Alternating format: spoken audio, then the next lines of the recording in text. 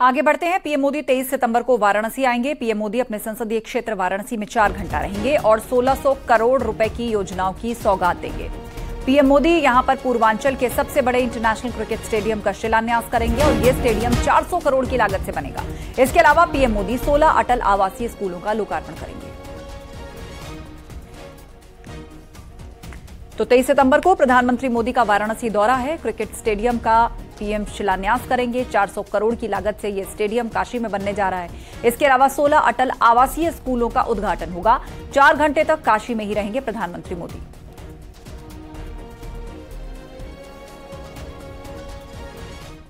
उधर पीलीभीत में अतिक्रमण खाली करवाया गया है। प्रशासन ने बुलडोजर से अवैध कब्जे को हटाया। गोदावरी स्टेट में पक्का निर्माण कर सड़क पर कब्जा किया गया था और सिटी मजिस्ट्रेट ने एसडीएम के साथ मौके पर पहुंचकर निर्माण को बुलडोजर से ध्वस्त करवाया। कुछ लोगों ने अपने मकान के आगे सड़क को घेरकर पक्का निर्माण कर लिया था, जिससे आने जाने में दिक्कत होती थी। शिकायत जब सिटी मजिस्ट्रेट तक पहुंची तो वो बुलडोजर लेकर कॉलोनी में पहुंच गए और अवैध निर्माण को ध्वस्त कराया गया।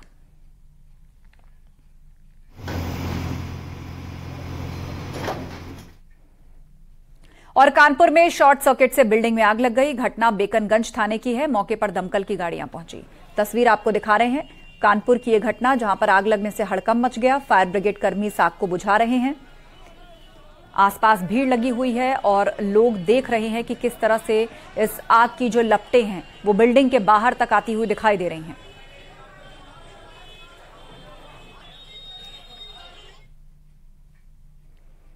आजमगढ़ में कुत्ते के काटने से एक शख्स की मौत हो गई। मुबारकपुर कस्बे का एक शख्स कुछ दिन पहले एक कुत्ते द्वारा उसको काट लिया गया था। उसने टीका भी नहीं लगवाया था और उसी दिन से वो अजीबोगरीब हरकतें करने लगा। उसके बर्ताव को देखते हुए घर वालों ने उसे कमरे में बंद कर दिया। इस दौरान शख्स ने खिड़की से एक लड़के को ईंट मार दी और फिर आसपास के लोग जमा हो गए और सूचना पुलिस को दी गई। पुलिस की मौजूदगी में लोगों ने शख्स को घर से बाहर निकाला और उसके हाथ पैर बांध करके उसको अस्पताल ले गए। अस्पताल से उसे हायर सेंटर रेफर किया गया, जहां इलाज के दौरान उसकी मौत हो गई। सीएनएस सिम्टम पूरा इन्वॉल्वमेंट हो गया था। पेशेंट बहुत से इरिटेबल था, अजीब से हरकत कर रहा था। उसकी आंखें और ऐसे जीभ निकालना और इस तरह से एक्टिविटी थी उसकी। फिर हिस्ट्री लेने में पता चला कि उसको पानी भी नहीं पी रहा, हाइड्रोफोबिया शिकायत इसमें होती, वो सब थे।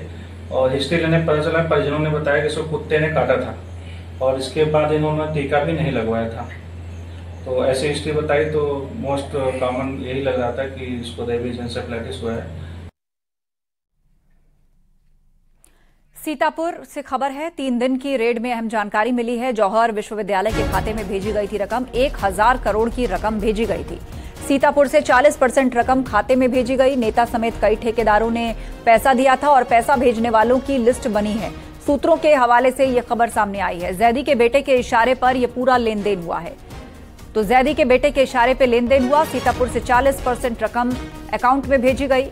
3 दिन की जो रेड चली है उसके बाद यह जानकारी सामने आई है। जौहर यूनिवर्सिटी के खाते में बहुत बड़ी रकम भेजी गई थी। 1000 करोड़ की रकम भेजी गई थी।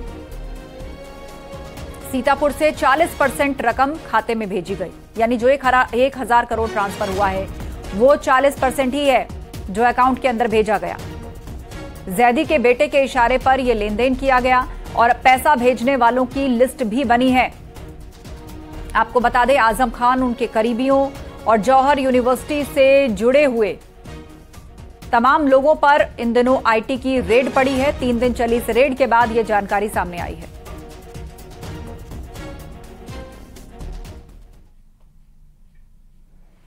और शाहजहांपुर में अचानक मौसम का मिजाज बदल गया। आसमान में काले बादल छा गए। तेज हवाएं चलने से मौसम सुहावना हो गया।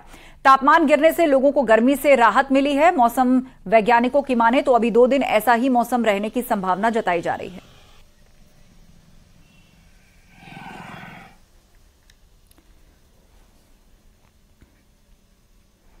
उधर गोरखपुर में डेंगू का कहर जारी है। जिला अस्पताल में डेंगू के 16 मरीज भर्ती हैं। अब तक जिले में डेंगू के मरीजों की संख्या 43 हो चुकी है।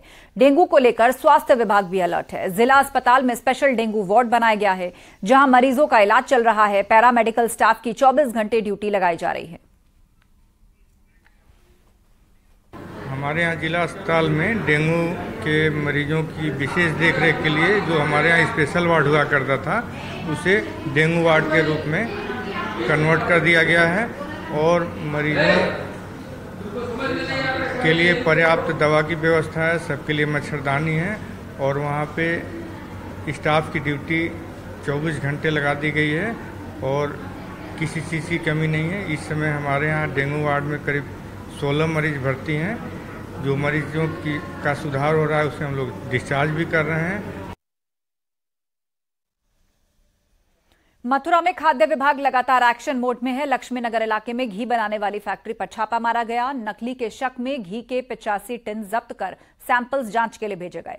इसके साथ ही दुकान से तिल के तेल और मिष्ठान भंडार से पनीर का सैंपल भी लिया गया। सहायक आयुक्त डॉक्टर गौरी शंकर के निर्देशन में टीम लक्ष्मी नगर से अवैध रूप से संचालित एक फैक्ट्री पहुंची।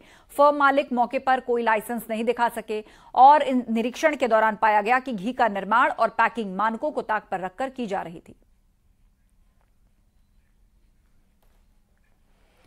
खबर देवरिया से, जहां कोर्ट के आदेश पर भाट पार रानी पुलिस ने भारी मात्रा में अवैध शराब पर बुलडोजर चलवाया। बताया जा रहा है कि वर्ष 2019 और 22 के बीच 155 मामलों में 7,000 लीटर से ज्यादा देसी और अंग्रेजी शराब, बियर और कच्ची शराब को पुलिस ने जब्त किया था। पुलिस ने अवैध शराब के जखीरे को सड़क पर बिछाया, फिर उसके ऊपर बुलडोजर चलाया। इस दौरान आबकारी और राजस्व विभाग के बड़े अफसर भी मौजूद रहे। और वक्त एक ब्रेक का, खबरें जारी हैं, अब बने रहिए हमारे साथ।